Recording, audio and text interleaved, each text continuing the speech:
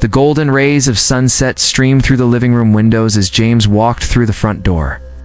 Something was different about him today. His shoulders slumped under an invisible weight, and his eyes darted nervously around the room, avoiding Victoria's gaze. "Victoria, we need to talk," he said, his voice barely above a whisper. And 12 years of marriage had taught her to recognize when something was terribly wrong. Her heart pounded against her chest as she followed him to the couch. The same one where they'd spent countless evenings watching movies with their beautiful children, Emma and Ethan. Victoria sat down, smoothing her skirt nervously. James had built his software company from nothing into a multi-million-dollar empire. They had everything: the mansion in the suburbs, luxury cars, private school for the kids, vacations to exotic destinations. But the look on his face told her their perfect life was about to shatter. "Whatever it is, James, we can work through it together," she said, reaching for his hand. He pulled away, and in that moment, she felt a cold void open between them. "I've made a terrible mistake," he began, his voice trembling. "There's a woman. I've been seeing someone." The words hung in the air like poison, suffocating her.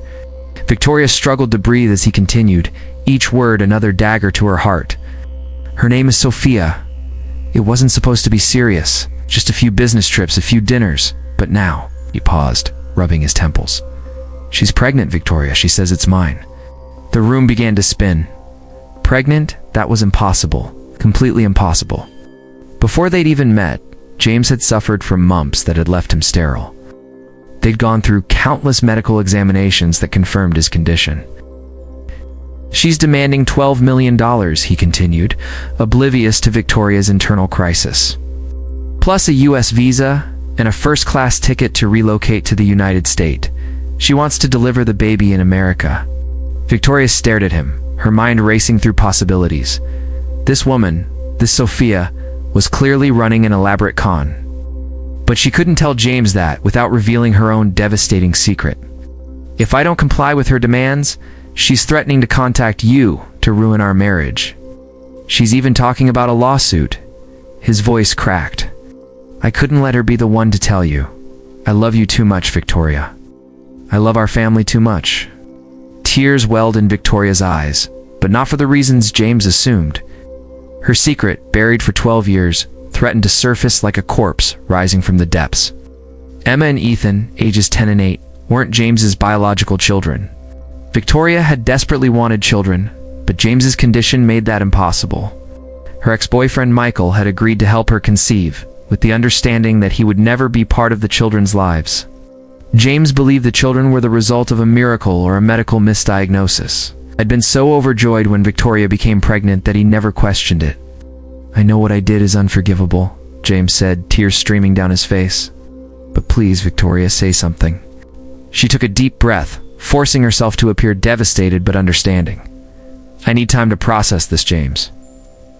It's a lot to take in," he nodded, relief washing over his face. "Thank you for hearing me out. I'll do whatever it takes to make this right." That night, as James slept fitfully beside her, Victoria stared at the ceiling, trapped in her impossible dilemma. If she told James that Sophia was lying about the pregnancy being his, she would have to explain how she knew. The truth about Emma and Ethan would come out, destroying their family from a different angle. If she said nothing and allowed James to pay Sophia's demands, his business might collapse under the financial strain. $12 million was a significant portion of his company's liquidity. Not to mention bringing this con artist into their lives permanently with a visa and relocation. The morning light found Victoria exhausted but resolved. She would need to find out more about Sophia before making any decisions. James had mentioned she worked at the Snow Polo office, where he frequently traveled on business. "James," she said over breakfast, trying to sound casual, "do you have a photo of her, of Sophia? I think it might help me understand what happened." Hesitantly, he showed her Sophia's profile from the company directory on his phone. She was stunning, long dark hair, caramel skin, and piercing brown eyes, younger than Victoria by at least a decade. She memorized the name, Sophia Mendez, Executive Assistant, International Operations. While James was in the shower, Victoria copied her email address from his phone. She would reach out to her directly, woman to woman. This was a dangerous game, but she had no choice. Later that day, while James was at the office and the children at school, Victoria crafted a careful email.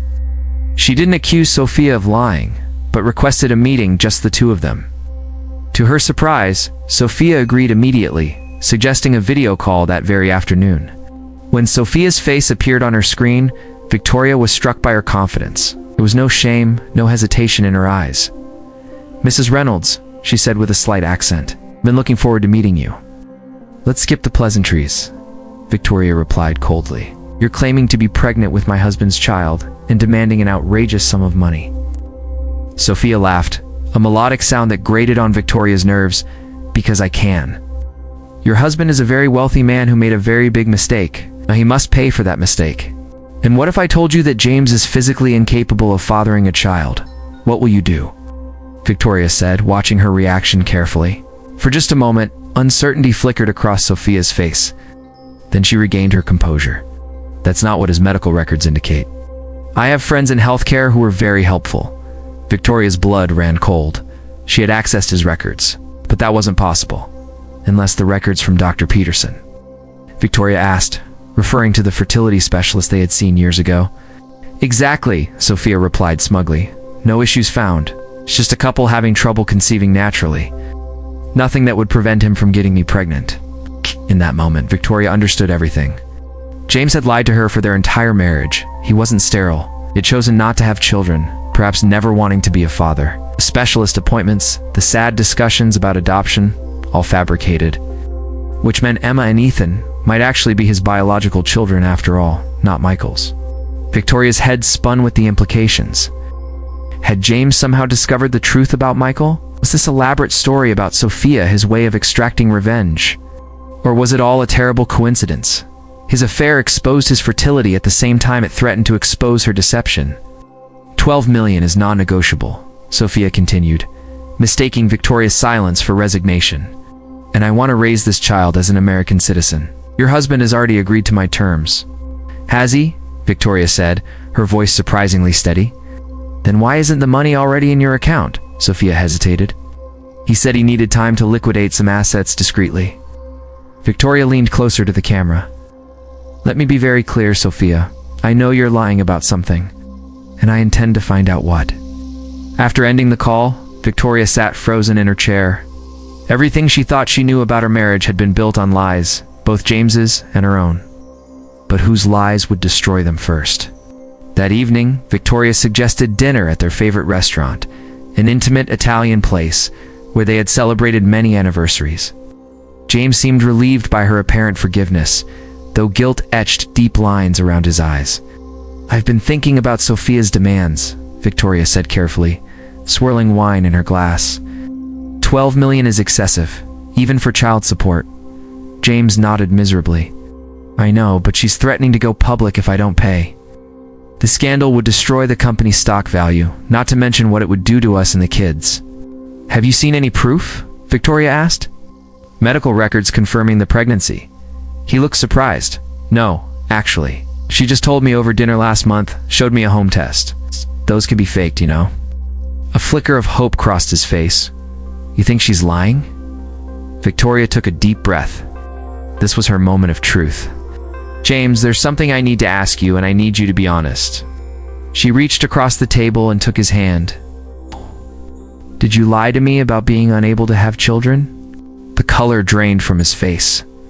His mouth opened and closed several times before he finally spoke. How did you know that? Sophia mentioned accessing your medical records, Victoria said, watching him carefully. Records that apparently show no fertility issues. James slumped in his chair. Victoria, I can explain. Please do, she said, her voice icy calm. Explain why you led me to believe you were sterile when you weren't. Explain why you pretended to want children when you clearly didn't. That's not true, he protested. I do want children. I love Emma and Ethan more than anything. Then why the lie? She demanded, tears threatening to spill over. He looked down at his plate. When we first met, you were so focused on your career, talked about wanting to wait at least 10 years before starting a family. But then my company took off, and suddenly you wanted children right away. So instead of having an honest conversation, you invented a medical condition. I panicked, he admitted. I wasn't ready then. I thought if we waited a few years, But then you got pregnant with Emma. It was so unexpected, I thought it was a miracle. Victoria felt the blood drain from her face. A miracle? He nodded, tears in his eyes. When you told me you were pregnant, I was shocked, but I was also overjoyed. I thought maybe the doctors had been wrong, and then when Ethan came along, I just assumed we were one of those rare cases where the diagnosis was incorrect. Victoria's mind raced. So, all this time, James had known he wasn't sterile. Hey! But he had no idea that the children weren't his biological offspring. He had simply assumed his medical condition had been misdiagnosed when Victoria became pregnant. She was trapped in an impossible situation. If she confessed her deception now, she might lose everything. On the other hand, if she remained silent, she would be complicit in paying off a con artist who might actually be carrying her husband's child. There's something else, James said quietly. Something about Sophia I haven't told you. Victoria braced herself for another revelation. Oh, what is it? She doesn't actually work for my company. She's the sister of one of my executives, visiting from Brazil. We met at the company party 3 months ago. He paused, looking ashamed. I let you believe she was an employee because I thought it sounded less predatory, Victoria supplied. He winced. I know how bad this all sounds. I'm so sorry, Victoria. On the drive home, they sat in silence, each lost in their own thoughts. 12 years of marriage, built on mutual deception. Yet somehow, they had created a beautiful family and life together, despite their lies, or perhaps because of them. As they pulled into their driveway, Victoria made a decision. James, I think we should hire a private investigator to look into Sophia's background before we pay her anything. He looked at her with surprise and gratitude. You're willing to help me handle this? After what I've done? She thought about the magnitude of her own deception, potentially far worse than his. We all make mistakes, James. What matters is how we deal with them. The next morning, Victoria contacted a highly recommended private investigator. Within a week, she had uncovered the truth. Sophia wasn't pregnant at all. She had run similar scams on wealthy businessmen in 3 different countries. The evidence was overwhelming and legally actionable. When they confronted Sophia with this information on a video call, her confident facade crumbled. Faced with the threat of international fraud charges, she quickly rescinded her demands and promised never to contact James again. That night, as they sat on their porch watching the sunset, Victoria knew she had a choice to make. The crisis with Sophia was over, but the foundation of lies beneath their marriage remained. James, she said quietly, there's something important I need to tell you about Emma and Ethan. He turned to her, eyes full of fear and anticipation. Before she could continue, their children burst through the door, laughing and arguing about whose turn it was to choose the movie for family night. As they settled between them on the porch swing, Victoria looked at their family built on lies, yet somehow real and precious despite that. Emma had James's smile, though Victoria knew that was just coincidence. Ethan had his analytical mind, though that came from years of influence, not genetics. She decided in that moment that some secrets might be better left buried. What mattered wasn't how their family began, but the love that held them together now. What did you want to tell me? James asked, as the children ran inside to prepare the movie. Victoria smiled, squeezing his hand. Just that I love you. And I think it's time we start being completely honest with each other about everything. He nodded solemnly. No more secrets, I promise. As they followed their children inside, Victoria knew that someday the truth might come to light. Genetic testing for health reasons, a school project on family trees, there were countless ways their carefully constructed reality could unravel. But for now, they had weathered a storm that could have destroyed them.